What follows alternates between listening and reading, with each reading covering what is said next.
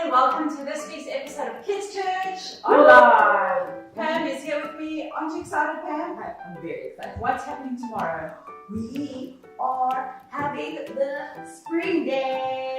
Spring drop for everybody. Check us out. We're going to see you tomorrow. I hope you can all come.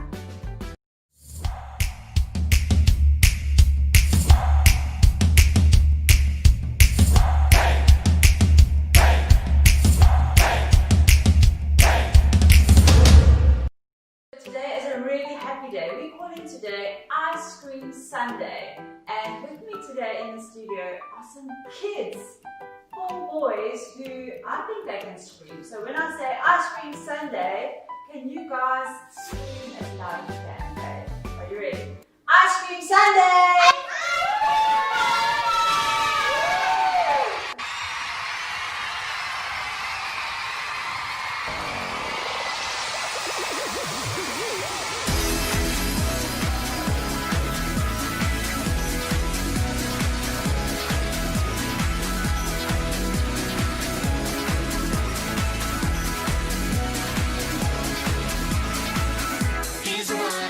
Sunshine. He's the one who puts the moon in the sky. He's the one who hung the stars one by one.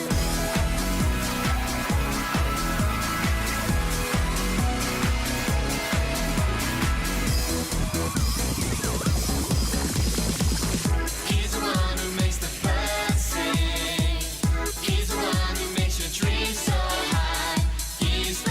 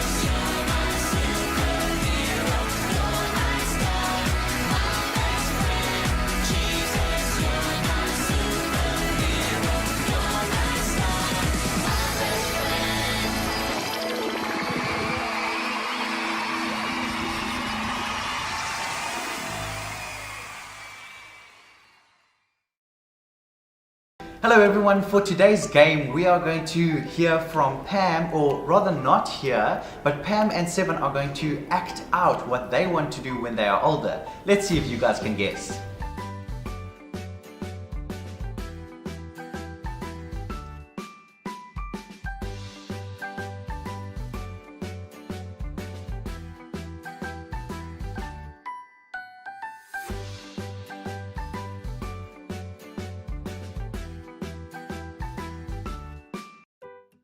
So today is the first Sunday of spring and the first Sunday of September, which means we've got a whole new theme. And today's topic is Ice Cream Sunday.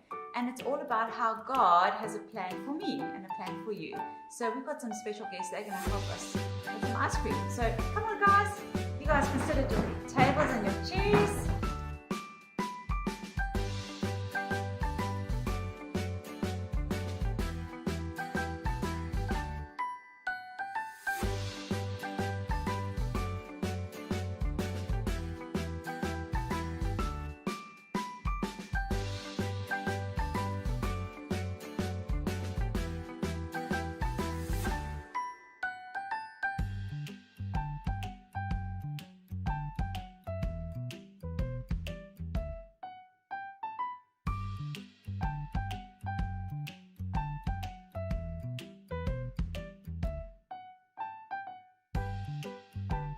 So welcome to church, everybody. Today we're going to do some ice creams, and you know, it's kind of like God took a lot of time to create you. Did you know that? Planned how your eyes will look, and how your ears will look, how your hair will look.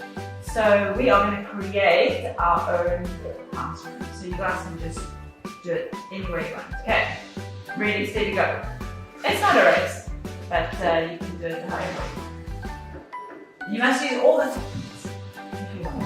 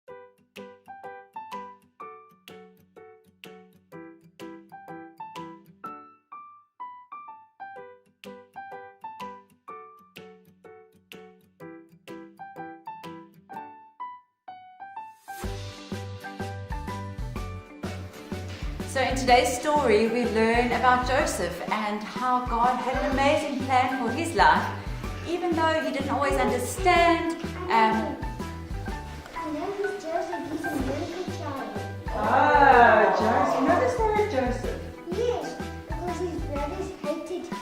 That's right, but God still had a plan for him, hey? Yes, and he became Pharaoh of Egypt. Wow, and you know, God had a plan for him, even though things didn't always go his way, even though his brothers didn't like him. Hey. And also they pushed him into a hole of a slave, and then the scorpion was on Joseph, but they ripped Joseph's coat. Oh, yeah. Sounds like you know the story of Joseph. We're going to go check out the story of Joseph now. And just like we are planning our ice creams and making the best of it, so God has a plan for us. Even in Jeremiah 1 verse 5, it says that God knew us and He set us apart even before we were born. How cool is that? God's story, Joseph. So part of God's story is about a guy named Joseph, and it begins like this. Once there was a guy named Joseph who had 10 older brothers and one younger one. When Joe was a boy, he was his dad's favorite. In fact, his dad liked him so much better than his brothers that he gave Joe a special gift to prove it. You can imagine this made his brothers jealous. And Joe only made things worse. He told his brothers about dreams he had where he was ruling over them. Well, this made Joe's brothers furious. One day they were working and saw Joe coming. They said, "Here comes that dreamer." They threw Joe into a dark pit. They might have left him there forever, but they met some men traveling from Egypt and sold Joe to them as a servant instead. They thought that was slightly nicer than leaving him in a pit. Then they went home and told their father Joe had been killed by a wild animal. This broke their dad's heart. Kids, these brothers were really bad news. Selling a sibling is never a good idea. Ever.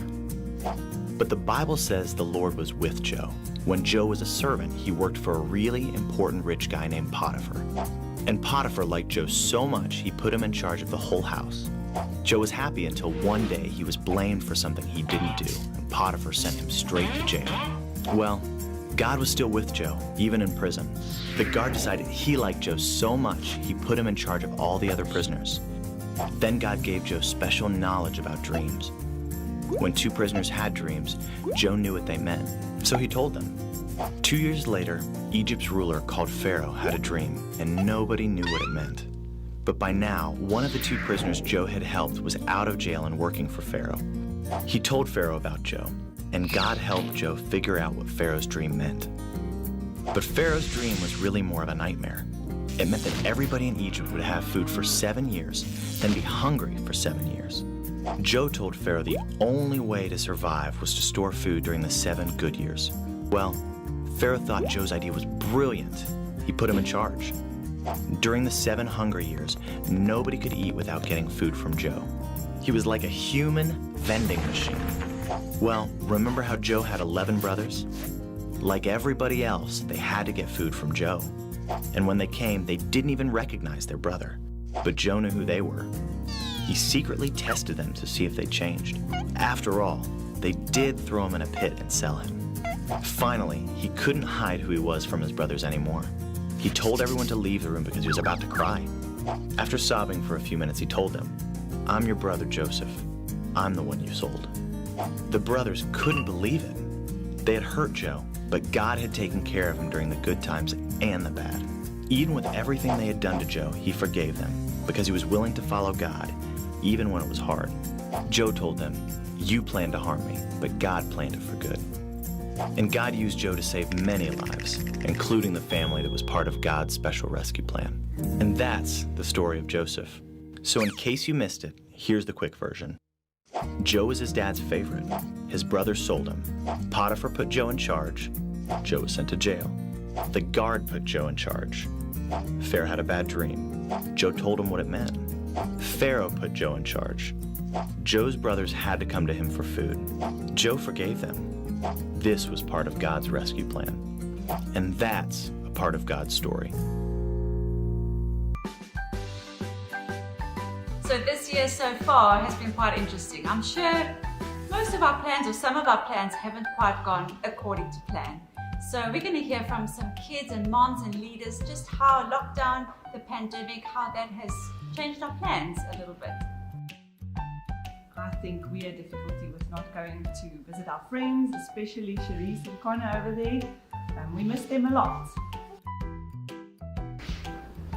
I can't visit my friends, even Connor and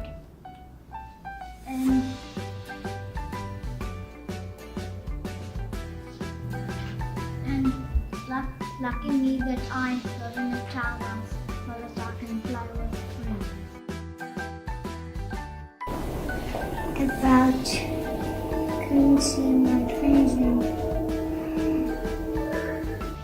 I think it was adapting to doing homeschooling all of a sudden and not being able, like Renee said, seeing your support system, not being able to come to church, worship with your friends, meet with them, and just adapting to everything. But at the end as well, learning to be thankful for everything as